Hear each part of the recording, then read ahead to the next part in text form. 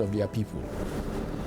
Eastern Nigeria lagged behind Western Nigeria significantly in education, but in spite of limited resources, they created a phenomenon of the missionaries collaborating with government and with the communities, which allowed Eastern Nigeria to leapfrog and catch up with Western Nigeria in education. These are some of the kinds of things that you expect governance to be about. If we can have a country where, irrespective of party, whether you're in the PDP, you're in the APC, or you're in APGA, or you're in Labour Party, you find something good in Labour Party state, you pick it. Because it's not the party that benefits, it's the people that benefit, and it's the people that put you there. First television station in Africa was WNTV in Ibadan. And as somebody who grew up going to school in Ibadan, I remember from the 60s, the payoff line of WNTV. WNTV, first in Africa. Well, Eastern Nigeria followed literally within weeks, and they couldn't be outdone. So what was their own payoff line? Eastern Nigeria Broadcasting Service Television, second to none. So it was the beauty of the evolution of good governance in Nigeria in those days.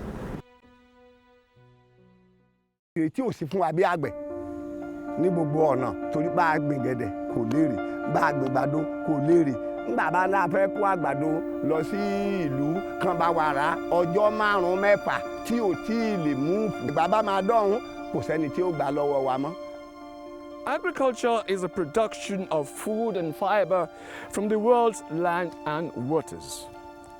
Without agriculture, it is impossible for any civilization to thrive. It is indeed the foundation of any civilization and a stable economy.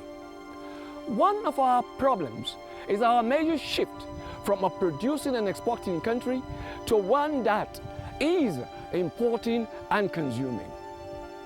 We have allowed our cocoa farms and granite pyramids to vanish. Until we're able to reverse this, our gazillion of efforts in both human and financial resources will translate to the foreign GDP of other countries.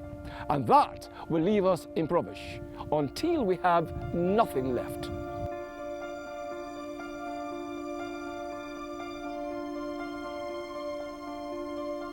Osun plans to provide 10% of the 3.5 billion naira worth of food consumed in Lagos daily. That's 350 million naira daily, and that will be 10.5 billion naira per month. Osun has put in place structural and transport policies that will support this. Osun has built minds that believe this. Osun is close to doing this. If government does not fund access to rural communities, there won't be agricultural produce taken to the major markets, and the people in rural communities will be impoverished. Their poverty level will increase because they won't be able to sell their market produce at the right price. And again, there will be rural-urban migration. Nobody wants to stay in the rural area again because there is no access. And once the cities are congested, government, I know, there are challenges to be able to keep up with the pace of the rural-urban drift right now. But once the rural communities have these assets, you can stay in your rural area and come to work in the city and go back that day. I mean, there will be a balance in life. Before the discovery of the oil, Nigeria depends solely on agriculture for survival. The West was exporting cocoa, the East palm oil, and the North groundnut. Whatever the little education I had today was from this agricultural income that was then accruing to the government of the Western region. Right from the beginning, in the 50s, they have the marketing board, which you used to encourage those who are in the planting cocoa, palm kernel, and palm oil, to encourage them to harvest, to sell for particular prices. And in any case, government assisted in keeping the all the parameters up so that this thing can get into the foreign market and command some good price. Lórí ọ̀rọ̀ ọjà títà rírà, kò sẹ́nìkan tó jẹ́ pé ó sọ pé ọjà ń wọ̀tà nígbà tá à ń rí ọkọ̀ tí ó fi kó ẹ̀ ń rà lẹ̀ ọ̀rọ̀kọ̀ ẹ̀ tó lè gbé lágbára tó kó ọ̀rọ̀kọ̀ tí ó gbé pé fi kó. There are places that the project has taken place all over some parts in the country, and even Osun here. The economic earning power of those communities greatly improved because they now can take their produce direct to the market without middlemen and sell it at the correct price, and they earn more from there.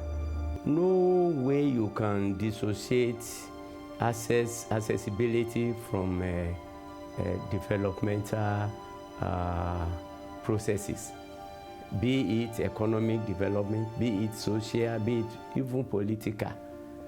The need for accessibility is very imperative in all development.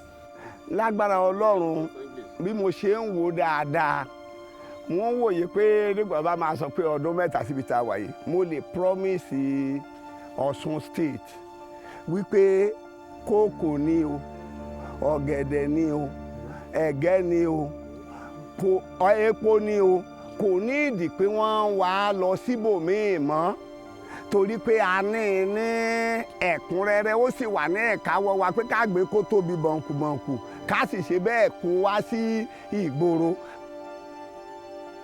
A system that gives farmers all agricultural inputs in great quality and on time, supports and watches over them and make available a demand structure that buys the produce of them with great profit margin is a system for the people. That is a start point for a government that is of the people.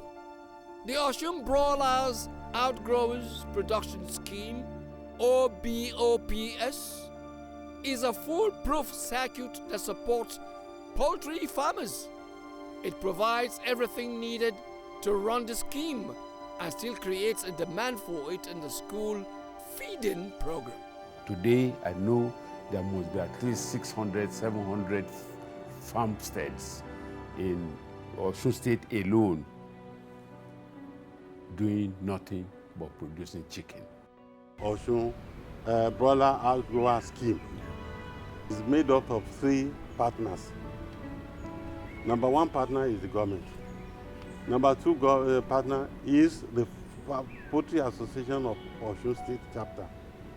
And the number 1 is we, the private sector. The responsibility of the government is to provide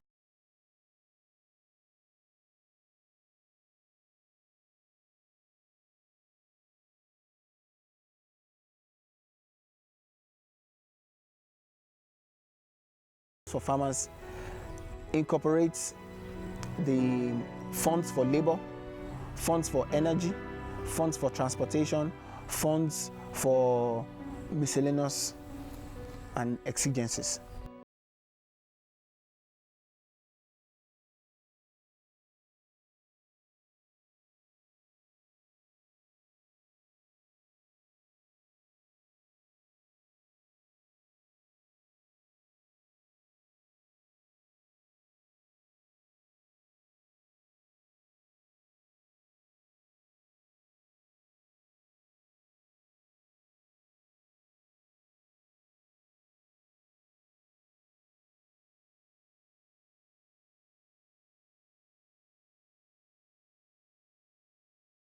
Inclination. If you are a farmer and you have your pen, you go straight to the Poultry Association of Nigeria, you register as a member.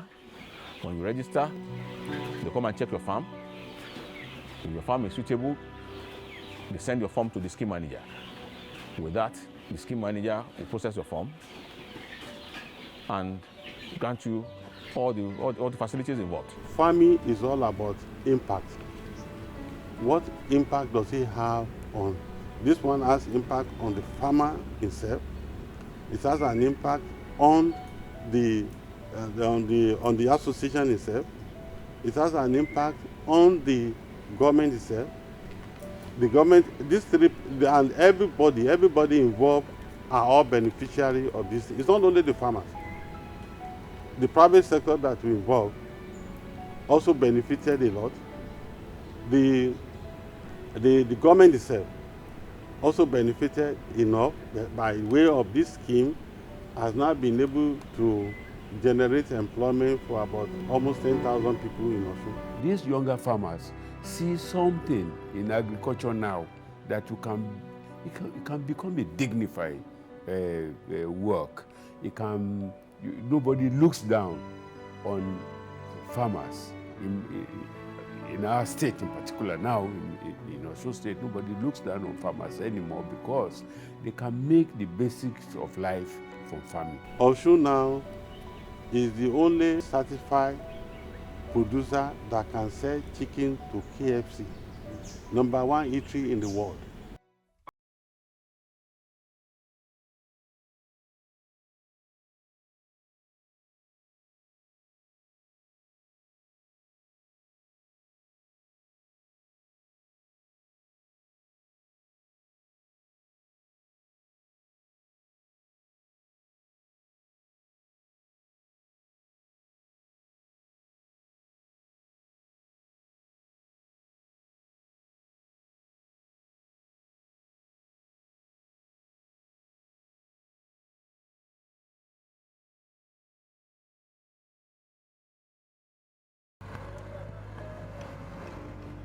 With over 1,000 kilometers of roads and several bridges connecting people to other amenities, the Aregbesola government house is well wrapped up. It eminently qualifies it for upscaling to the national space.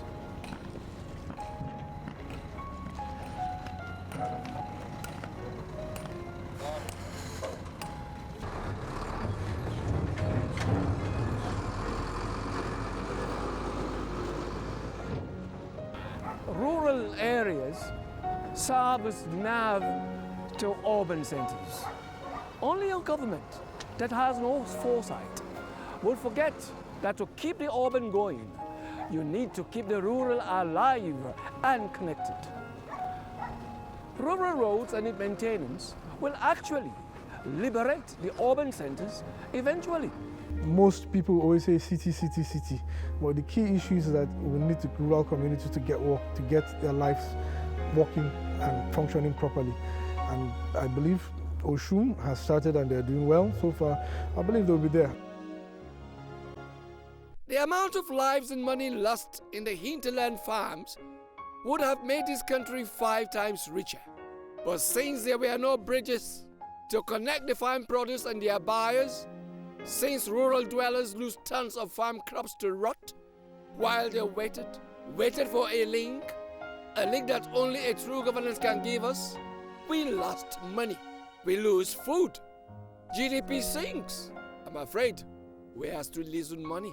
Ìjọ kan gbé kòkó àti ọ̀kadà sínú keno àti kòkó àti ọ̀kadà ó rì sínú ẹ̀ kòkó yẹn lọ gbé ọ̀kadà náà bàjẹ́ ó ṣe mọ tọ̀gẹ̀dẹ̀ gbogbo nǹkan ó máa ń dànù ni. Ṣé rí tẹ́lẹ̀tẹ́lẹ̀ tá a bá gbé nǹkan kalẹ̀ ńgbà bá rẹ̀ ń tí ọ̀rà nítorí yẹ ká tà 1,000 wọ́n mọ obìnrin ni pé kí wọ́n mú lọ 200 àwìn náà ni ó sì rà kò sí ń tọ́jọ́ bẹ́ẹ̀ mà báyìí ní tí kálukú bá gbé dọ́jà ọ̀ ń tà ó ń gbowó rẹ̀ ó sì ń lọ lé ni.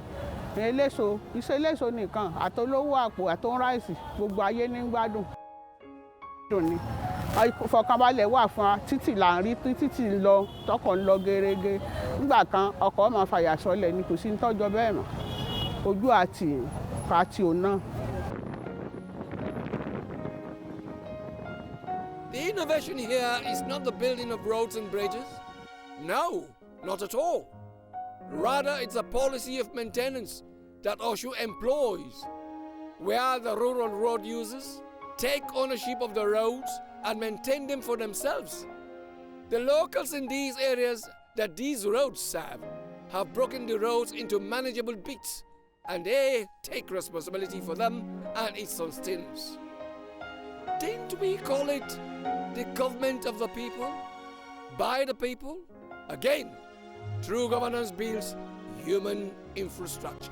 Maintenance is in the hands of the benefiting communities, supervised by RAM and Ministry of Works. It will interest you that the first innovative program of a community-based road maintenance was introduced in Osun State.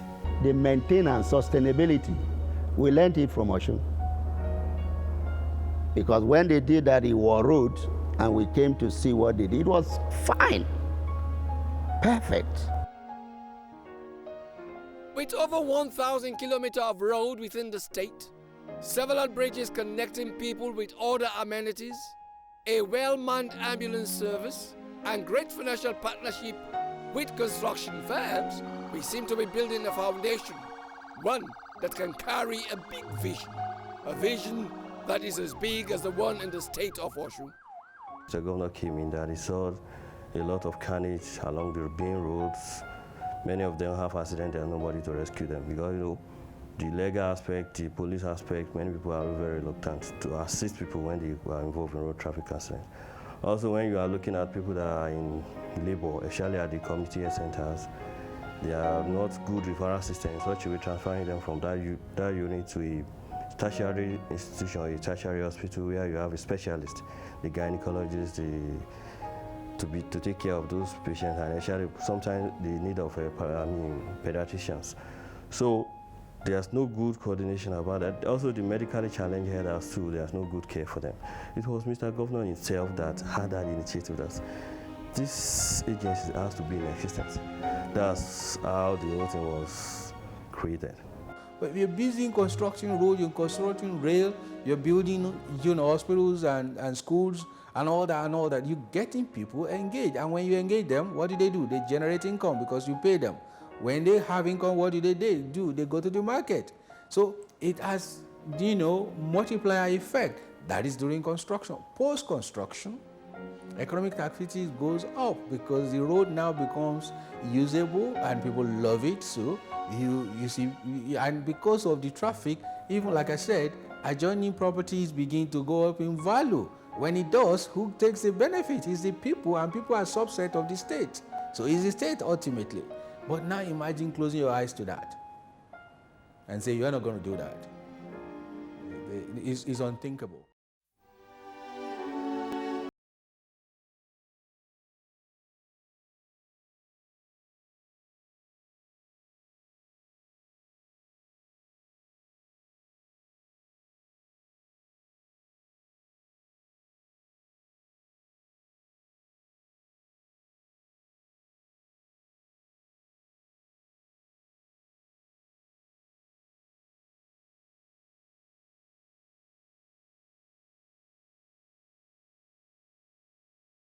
Including education, which appeared not to have been very important to the military regimes, but is now being resurrected.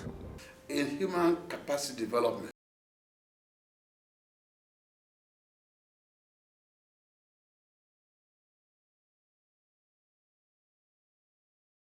and I got carried away by what they are trying to do. A lot of people talk about education.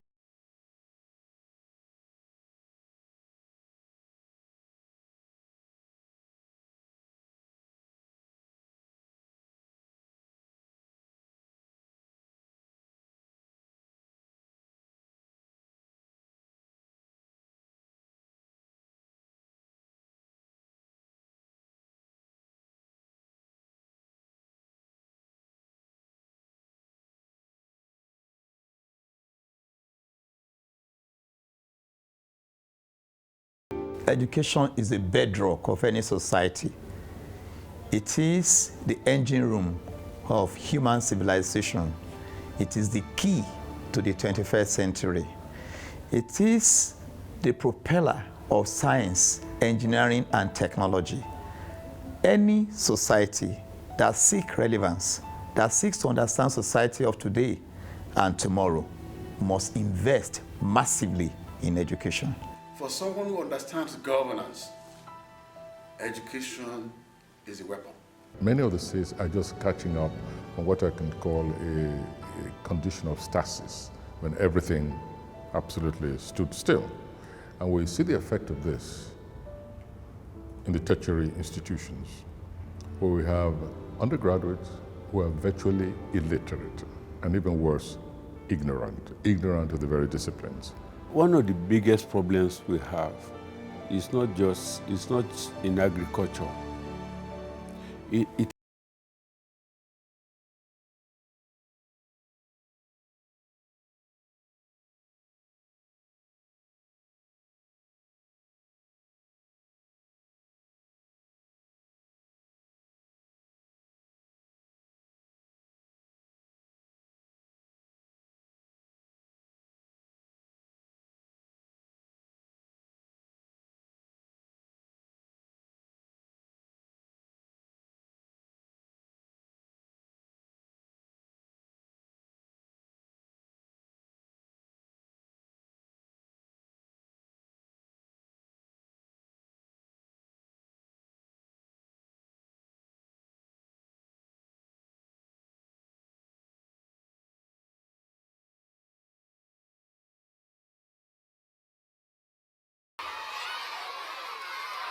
UNO, UNESCO, NGOs, they recognize the fact that if you don't catch, that saying, give your child to me for the first 7 years, and you can have a child for the rest of his or her life. The uniqueness of the solution proffered by the state of Osun is the stem and root nature, where solution is solution to several other problems. So by fixing absenteeism, Osun has also fixed problems in empowerment, agriculture.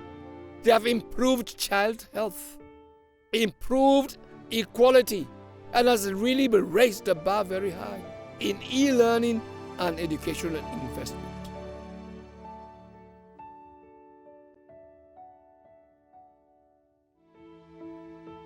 At least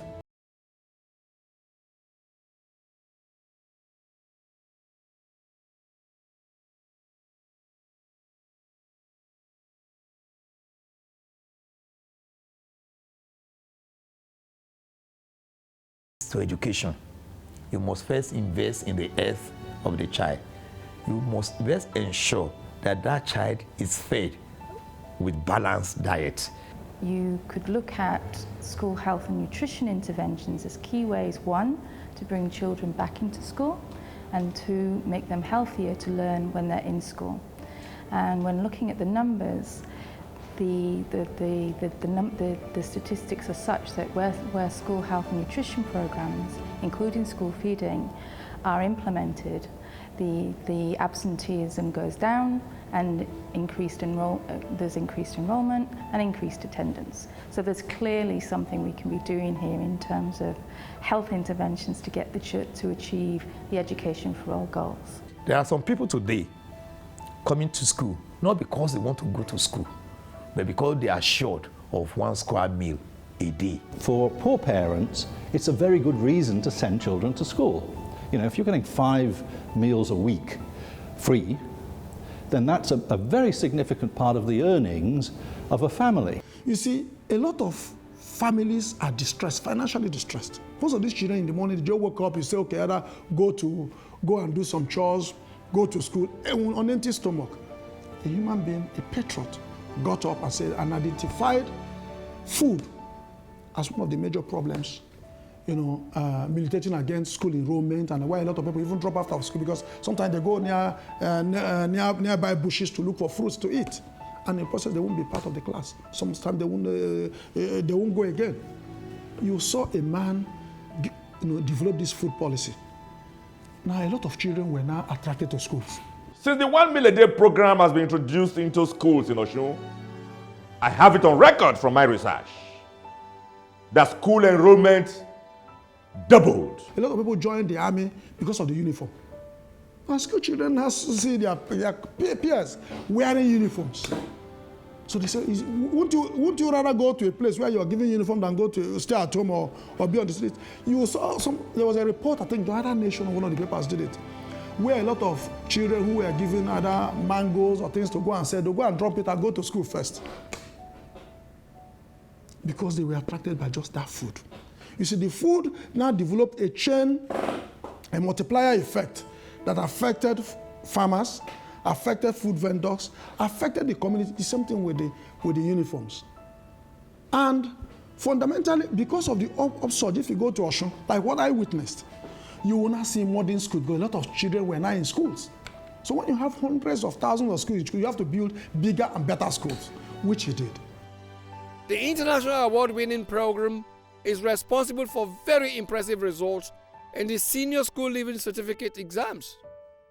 Ease on the financial involvement of parents in the education of their wards, and for the heck of it, these students for once can brag to be computer literate as a result of working on these devices.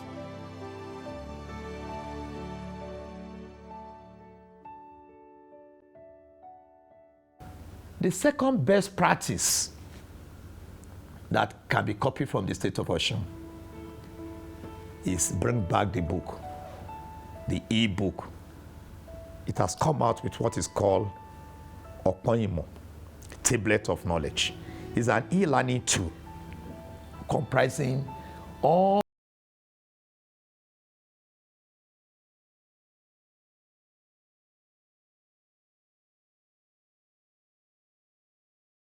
that to have about 5 additional subjects dealing with Bible, dealing with Quran, and dealing with the old Ifa corpus, dealing with the history of Yoruba and civics. So meaning that, look, in this tablet of knowledge, unless you are lazy that you cannot read, you cannot claim you don't have books to read. It has another collateral advantage of getting them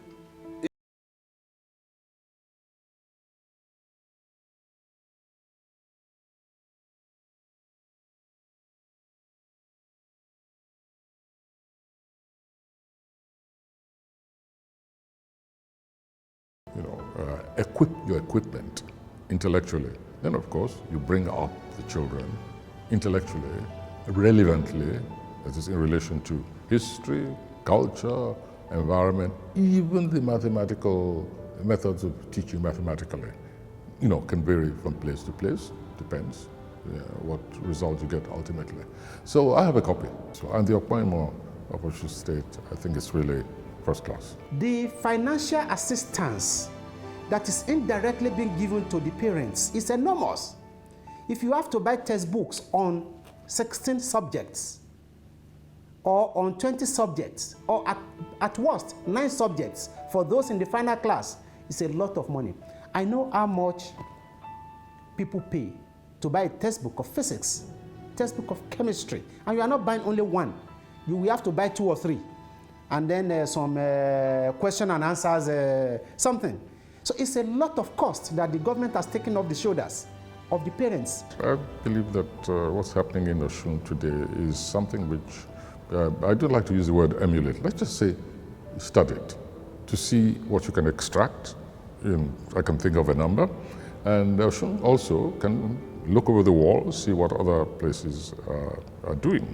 In the case of Osun State, I think the educational experimentation there is worth the attention of other states. The kind of program going on in Osun State, the nation should learn from it.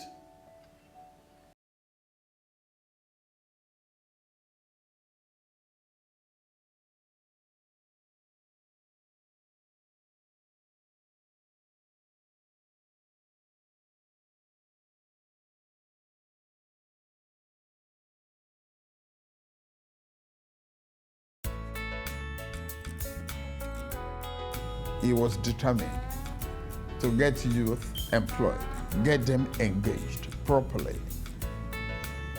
remove them from the life of idleness that can create crimes and all of that. So the whole year's kind of creative program to get youth employed, to get them engaged. Youth Empowerment Scheme, which we have read from very far, has become a role model for many states. The cadres wearing uniform and working could be related to what had happened in many communist countries in the world. A lot of the food vendors in the local community would have been empowered.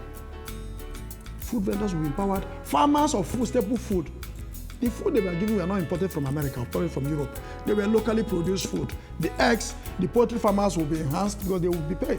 The cassava farmers, will be turned into business. And even the food vendors will be there.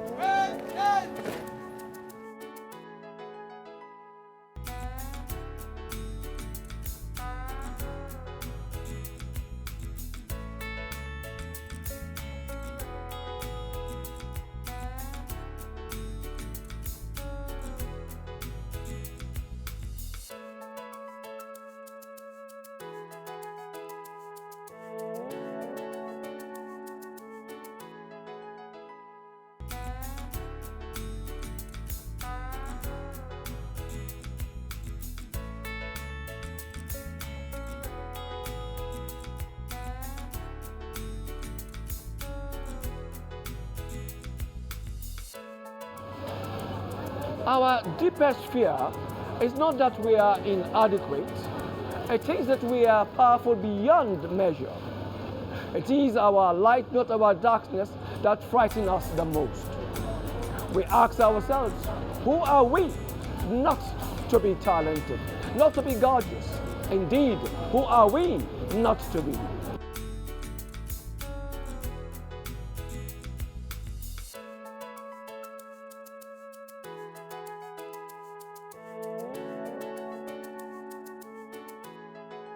You can see it every day. Young people have no jobs. They don't have work to do.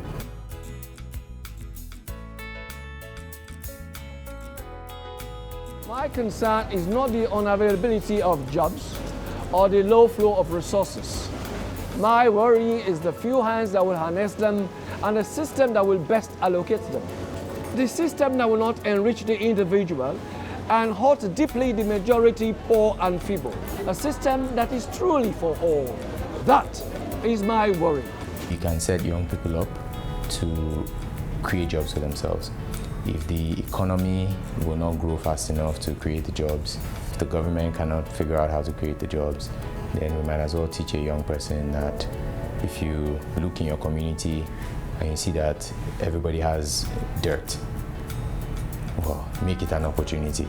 Be the one packing the dirt and charge all of them for it and then make money and just doing it in a profitable way. Oh yes, it's an acronym for Osun Youth Empowerment Scheme. We started in 2010 and in February 2011 we were able to put together the first batch of OYES. The idea was to run a pilot program in 3 senatorial districts in Osun and have about 100 young people attend in each of them. After the training, we went on to do some deployment. We deployed them into sanitation, deployed them into green gang and into public works. The idea was Generation Enterprise would set up an entrepreneurship program that would serve as an exit program for the OES cadets so that they can move into the entrepreneurship route and then be set up on their own doing business. The strongest sectors for stable jobs in the next 10 years or 15 years in Africa would be number 1, government, of course, because it's government. 2, manufacturing. 3, retail and hospitality. Now, if you have that information, then you start to guide your businesses toward creating businesses in that space. Somebody will say, I cannot do this job. And you are lazing off at home, you are wasting off your life. You finish education 2007 and you don't have anything to do. Welcome, why don't you come and try this? Change your attitude, let your expectation be geared to what is available. So we got that done. What is Akwalara? Your first instrument of wealth making is your hand. And if you are able to change your mind about your mentality, about what I can do and what I cannot do, and you are concerned about what is available to be done and what can make money for me, then you are okay. Èmi náà gbìyànjú láti join àti ró ọ̀dọ́ lágbára tá ń pè ní OYES. Ìgbà tí mo gba fọ́ọ̀mù tí wọ́n mú mi, a bẹ̀rẹ̀ sí ní máa bá iṣẹ́ náà lọ. À ń bá lọ díẹ̀díẹ̀ tó bá di ìparí oṣù. Wọ́n fún wa ní ẹgbẹ̀rún 10. À ń sanwó ilé ni, à ń sanwó skul àwọn ọmọ àti jẹ nínú ilé gan. Gbogbo ẹ̀ ó sì tún bẹ́tà sí. Ìyàtọ̀ tó pọ̀ lọ́pọ̀ tó pọ̀ púpọ̀ ó dé bá wa nígbà tí a ti bẹ̀rẹ̀ iṣẹ́ OYES yẹn látàrí àwọn tí ó jẹ́ pé ojú òrìrí tá à ń rí tàbí ẹ̀sìn ní ìmọ̀ra wa ń bẹ̀ àtẹ̀rí àǹfààní lóríṣiríṣi. Must encourage people to move on and conquer poverty. And you conquer poverty through education, through engagement of mind, through activities that can be very inspiring, no matter how little, to be able to have hope and self-belief.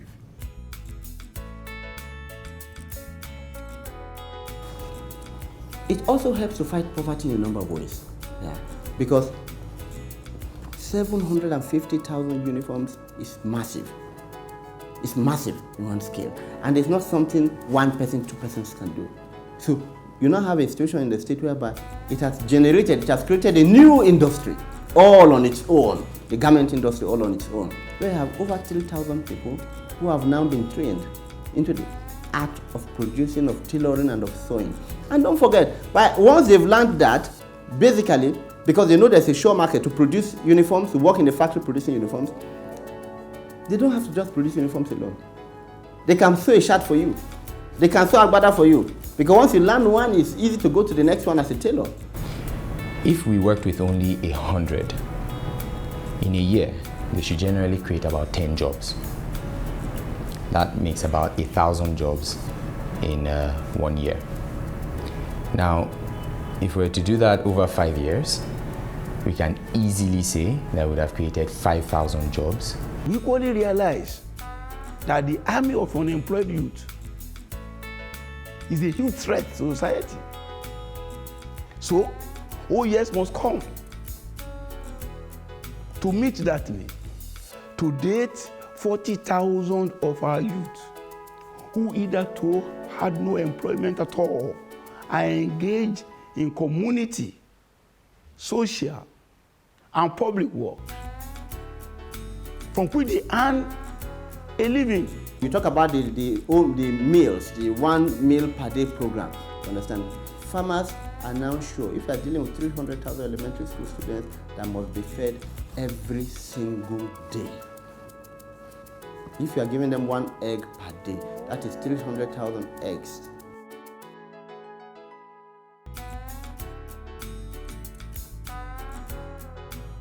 You see, I was part of the team that put together the wholemeal program. 3,007 food vendors were recruited. And one interesting thing is that at the beginning it was an experiment. Bàtà wá dìbò Ọ̀gbẹ́ni, ó lóun ní right àti gba àwọn obìnrin ìgbà 4 sí iṣẹ́. Ọlọ́run mọ̀ pé èmi náà yẹn ń bi kínní. Mo ṣàdúpẹ́ lọ́dọ̀ Ọlọ́run pé ńgbà tí ìbẹ̀rẹ̀ kínní máa dé, Ọlọ́run ká mi yẹn ń bẹ̀. Èmi náà jẹ́ ọ̀kan lára àwọn òṣìṣẹ́ Aregbesola láti máa ṣe ètò oúnjẹ fún àwọn ọmọ ilé-ìwé. It's yielding high results in form of empowering the 3,007 food vendors. Ìgbà tá à ń ṣe omi ìlú àyípadà ó ti wà.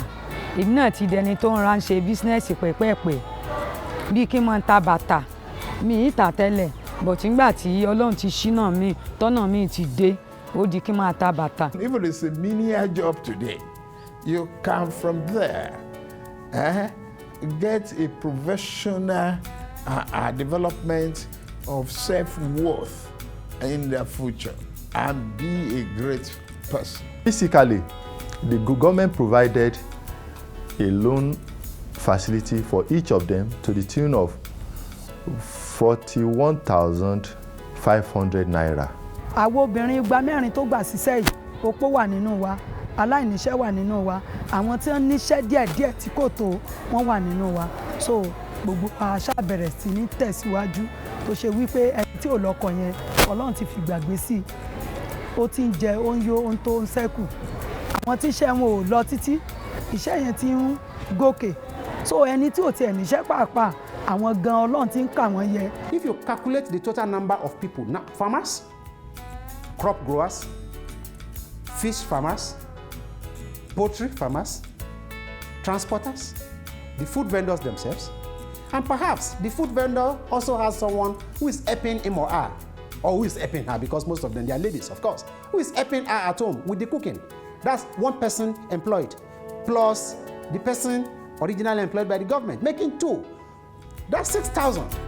If you replicate that all over the nation, you will keep devil's work out of the hand of the people. It's a vision, not just an ordinary mission that is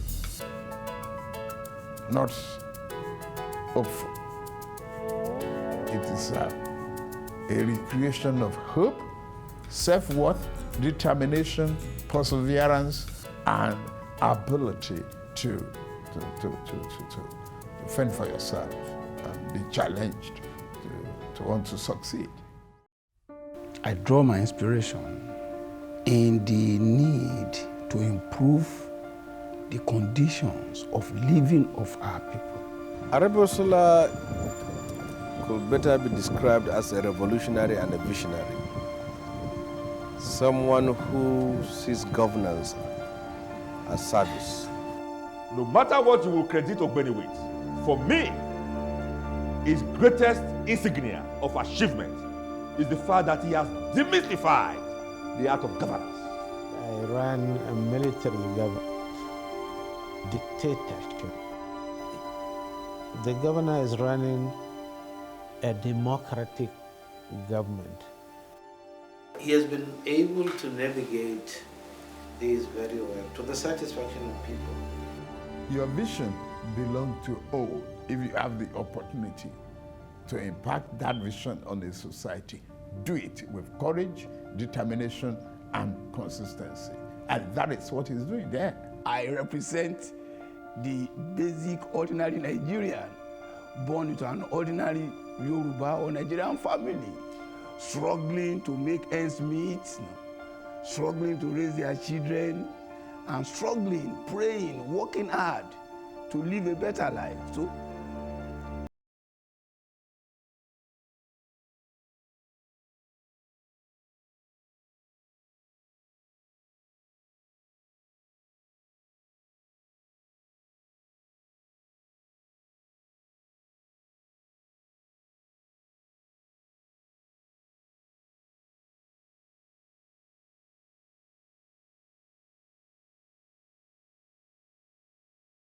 I had no other experience than that.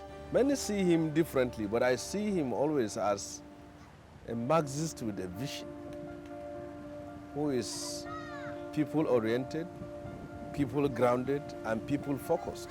The Osun state government was born out of a solid blueprint.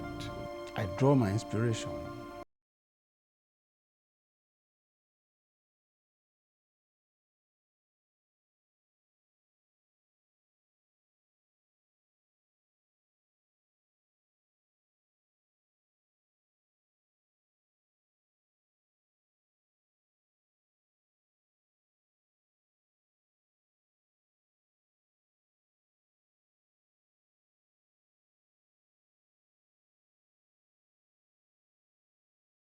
and then has exclusive zones within where he says he's governing, where he cannot even go there. Any leader that stays in a place and is surrounded by people who tell him only what he wants to hear and does not want to step out to hear exactly what the people he claims to be leading are saying and thinking and seeing about what he's doing is a leadership that is doomed to failure. One of the things that struck me is his ability to mix with people of divergent opinions, people of different backgrounds. There is no question in my mind that the greatest security a leader can have is the heart of the people. If he has the heart of the people, he is safer. There can be one madman who will do something. After all, even Gandhi was assassinated. But that's a price for history.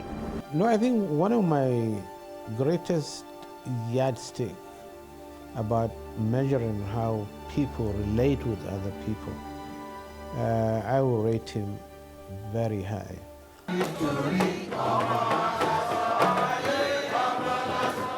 Following the route of governance as we know it will mean abdicating the historic responsibility of serving the people, of meeting their core needs, of representing them in government. He was not inhibited by this paraphernalia of office. He is natural. His approach in mingling with people is a natural way of doing things. And not all leaders do that because the security and the rest of them will shield them or fend them off. But I found in the governor, His Excellency Rauf, he feels he's there with them. He hasn't got any encumbrances in his dealing with people, and that makes him unique. It's a valuable desire to impact on humanity as a whole. And I commend his vision.